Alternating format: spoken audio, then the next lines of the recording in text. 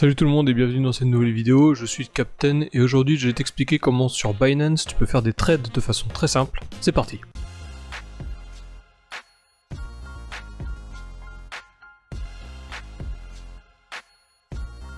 Tout d'abord je te précise que ceci n'est pas un conseil d'investissement, je te préconise toujours de faire tes propres recherches afin de te forger un avis sur le sujet. Binance c'est tout de même un must-have dans les plateformes de trading pour la crypto-monnaie, mais ce que je veux surtout te dire c'est que les trades que je vais passer sur cette vidéo ne sont surtout pas des signaux à suivre. On se retrouve sur mon ordinateur et je te montre comment ça marche.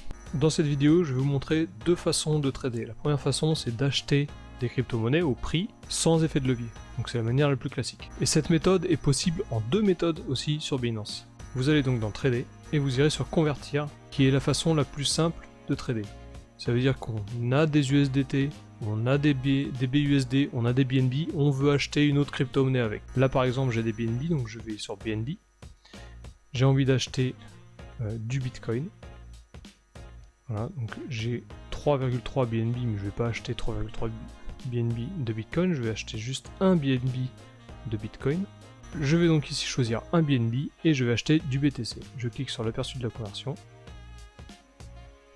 Et vous voyez qu'ici je vais avoir 0,0051 BTC.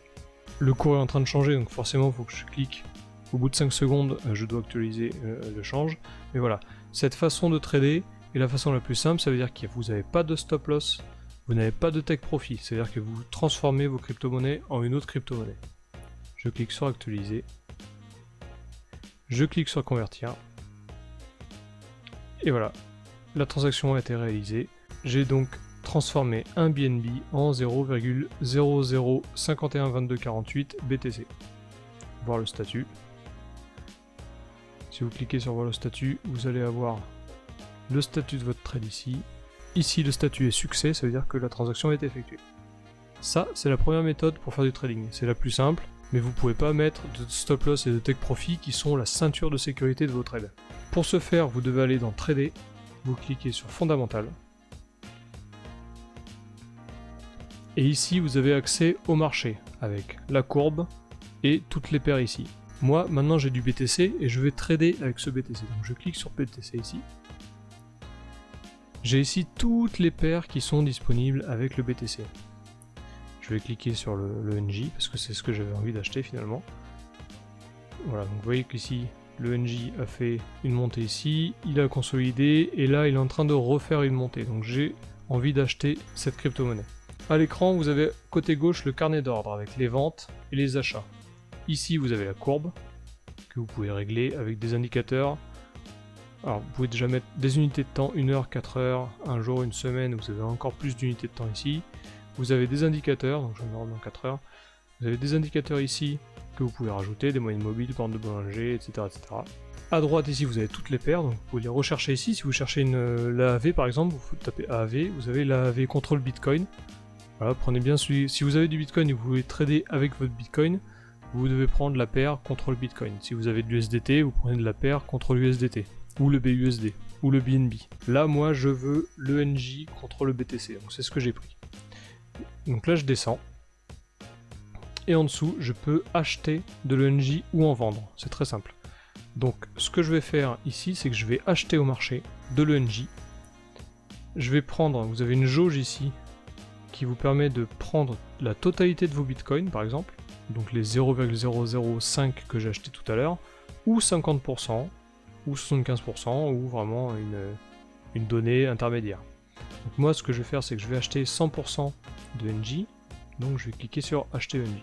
Ici j'ai fait exactement la même chose que tout à l'heure, ça veut dire que j'ai transformé mes bitcoins en ENJ. J'ai pas mis de ceinture de sécurité, ni de stop loss, ni de take profit. Maintenant que j'ai acheté mes ENJ, je vais rajouter ma ceinture de sécurité, donc je clique sur stop limit ici. Vous voyez que là je vais mettre un stop limit en vente, ça veut dire que lorsque le cours aura atteint, allez, je vais faire un truc intermédiaire, 0,0002 Bitcoin. Donc ici je mets mon take profit. Ça veut dire que quand le cours arrivera à 0,00002, vous avez ici aussi dans la bulle l'équivalent en euros. Mon ordre se déclenchera et mes ENJ seront vendus. De la même manière, je ne veux pas que si le cours descende trop bas, je perde tout mon argent. enfin je perds tout mon argent, je perds trop d'argent. Dans ce cas-là, je vais ici à 0,000013 BTC mettre un stop loss. Voilà. Vous avez aussi l'équivalent en euros. Donc là, mon ordre que je suis en train de faire, c'est-à-dire que si jamais le cours descend à 0,00013, l'outil va vendre automatiquement, et s'il dépasse 0,0002, l'outil va vendre automatiquement aussi. Mais je vous rappelle, ce que je vous montre là, c'est pas du tout un signal d'achat. C'est ce que moi j'ai envie de faire à l'instant T, mais c'est pas quelque chose que je préconise. Donc j'ai 321 ENJ que j'ai acheté tout à l'heure grâce à cette méthode. Je veux que ce stop loss et ce take profit soient faits pour 50% de mon portefeuille de ENJ, c'est-à-dire 161 ENJ. Je clique sur vendre ENJ. Ici vous avez le récapitulatif, je clique sur confirmer. Et en bas, vous avez le carnet d'ordre ici, avec un ordre ouvert de vente. Je peux cliquer sur annuler ici pour annuler la transaction, mais c'est pas ce que je vais faire, j'ai envie de le garder comme ça. Mes autres 50% de ENJ, j'ai envie de les garder aussi et de les vendre plus haut. Donc je vais regarder un peu le graphique, je vais me mettre en daily, voilà, et ici j'aimerais vendre mes ENJ avant le dernier plus haut.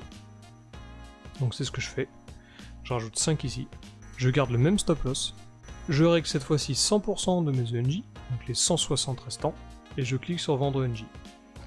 Le même récapitulatif, je clique sur confirmer, et je vais avoir ma nouvelle ligne ici, avec mon stop loss qui est réglé au même endroit, sauf que mon take profit, il est réglé à 500 Satoshi plus haut. Voilà, vous savez maintenant mettre un ordre d'achat ainsi qu'un ordre de vente avec un stop loss et un take profit, sachant que ici, si vous cliquez sur stop limit, vous pouvez déjà régler votre stop loss et votre take profit ici en même temps que votre achat. Donc ça veut dire que si j'avais acheté mes ENJ en réglant ici ces deux cases là, j'aurais pu régler mes deux lignes. Maintenant on va laisser les trades vivre et je vais te montrer la deuxième méthode pour pouvoir trader avec effet de levier. Donc pour trader avec effet de levier, vous allez sur dérivés et vous allez sur les futurs. Futur USDM c'est pour trader contre les USD, donc contre les stablecoins, et le coin M futur c'est pour pouvoir trader contre le Bitcoin ou le BNB par exemple. Donc avant de faire ça, il va falloir que je transforme une partie de mon portefeuille en BUSD. Donc je vais aller sur trader, convertir. Voilà, donc ça c'est la première méthode que je vous ai montrée. Je vais aller chercher mes BNB, je vais les transformer en BUSD. Je vais prendre 0,3 BNB, ce qui va correspondre normalement à 75 $ à peu près. Voilà, je vais avoir 74,37 BUSD. J'actualise. Donc je clique sur convertir. Je vais avoir ces BUSD directement crédités sur mon portefeuille spot. Il va falloir que je les bouge sur mon portefeuille futur, parce que le portefeuille futur, là où vous pouvez trader avec effet de levier, c'est un portefeuille séparé. Ça vous permet de vraiment faire la distinction entre vos crypto-monnaies que vous voulez garder et les crypto-monnaies que vous voulez utiliser pour faire du trading avec effet de levier. Donc il va falloir que j'alimente ce portefeuille futur. Je clique sur portefeuille, je vais sur portefeuille futur ici. Voilà, et je vais devoir donc l'alimenter. Pour l'alimenter, je clique sur transférer, transfert. Je vais chercher dans mon portefeuille spot vers mon portefeuille futur USD, DBUSD, et je vais prendre la totalité, c'est-à-dire 74,39. Je clique sur confirmer, le transfert est réussi, j'ai maintenant 74,39 $ sur mon compte futur. Donc je vais pouvoir faire du trading avec effet de levier. Donc je vais sur dérivé, je vais sur futur USDM. J'ai à peu près la même interface que pour le trading classique, sauf que le carnet d'ordre il est au milieu et que mes ordres de trading je les place sur la droite. Pour faire du trading avec effet de levier, vous pouvez acheter, donc parier à la hausse, ou vendre, shorter, parier à la baisse. Pour dire je veux que le Bitcoin descende, je parie que le Bitcoin descend, et vous gagnerez des pourcentages de gains par rapport à la baisse. Je vais donc ici sélectionner la paire BTC BUSD, puisque c'est ce que j'ai, le BTC BUSD, enfin le BUSD. Je vais sur BUSD, BTC, BUSD perpétuel, c'est ça qu'il me faut. Ici, j'ai le graphique. Je peux zoomer. Je vais aller en 4 heures. Alors, on a fait un bottom hier et là, on a retapé la résistance des 50 000. Alors, je vous rappelle que ceci n'est pas un conseil ni un signal de trading. C'est juste moi qui fais mon trade là actuellement. Je vous pousse pas à faire ce trade. Mais moi, je pense qu'il va faire un deuxième bottom ici avant de remonter. Donc je vais parier à la baisse et viser les 45 000 à peu près. Donc je veux prendre au marché, je vais prendre tous mes BUSD ici et je vais régler l'effet de levier. Ici je suis en x30, je vais me mettre en x10. Vous voyez que vous pouvez jusqu'à x50. Donc faites vraiment attention à l'effet de levier. L'effet de levier, ça vous multiplie le risque par le multiplicateur que vous mettez. Si vous mettez x10, ça veut dire que si le Bitcoin, si vous pariez à la vente et que le Bitcoin prend 1%, vous perdez 10%. S'il prend 10%, vous perdez la totalité de votre investissement. Donc là, 75 BUSD, je vais mettre en x10, je vais cliquer sur confirmer. Donc c'est à dire que le levier sera de x10. Je mets la totalité, j'ai déjà fait, donc je clique sur vendre, et l'ordre a été envoyé. Donc si vous allez en bas, vous voyez que l'ordre a été placé. Prix de liquidation, ça veut dire que dès que le cours sera à 53 000, j'aurai perdu la totalité de mes 75 $ que je viens de mettre. Et ici, vous avez les bénéfices ou les déficits. Donc là, je suis à moins 54 $. Directement ici, je vais mettre la ceinture de sécurité, donc le take profit et le stop loss. Je vais cliquer ici sur le petit stylo. Je vais mettre mon take profit à 45 000, puisque c'est ce que j'avais mis. Et je vais mettre le stop loss. Attendez, je vais regarder pour le stop loss. Le stop loss, je vais le mettre à 50 800. 50 800, voilà. Un peu en dessous du dernier point haut. Ouais, 50 800. D'accord, donc je vais mettre ça. Donc je mets ici take profit à 45 000. Je vais mettre 45 001. Voilà, pour éviter les rebonds. Des fois il rebondit. Enfin, souvent, même je vais mettre 45 050. Parce que des fois il rebondit un petit peu avant. Même si je pense que le rebond là se fera plus bas, mais je veux viser 45 000, donc je mets un tout petit peu plus, au cas où il s'arrête avant. Et je vais mettre un stop loss, du coup, à 50 800. Voilà, donc au pire, je perdrai 31 BUSD de mon capital. Sachant que mon capital que je mets sur le futur, ça ne sera pas mon capital total. Lorsque vous faites du trading, vous prenez jamais l'intégralité de votre capital qui est alloué pour le trading pour faire un trade. Logiquement, on prend 5%, 10%. Donc si j'avais pris 5% et que là je suis prêt à perdre la moitié de ces 5%, ça veut dire que je mets sur la table 2,5% de mon capital qui est alloué pour le trading avec effet de levier. Je clique sur confirmer. Et ici j'ai donc ma ceinture de sécurité qui est définie. 45 050, 50 800. Si je vais ici sur les ordres ouverts, vous voyez que j'ai deux ordres d'achat donc pour clôturer ma vente à 50 800 et à 45 050. Voilà, c'est à peu près tout ce qu'il faut savoir pour avoir des bases de trading. Alors c'est pas des bases de connaissances, d'analyse et de trading vraiment technique, mais c'est des bases pour pouvoir trader sur Binance.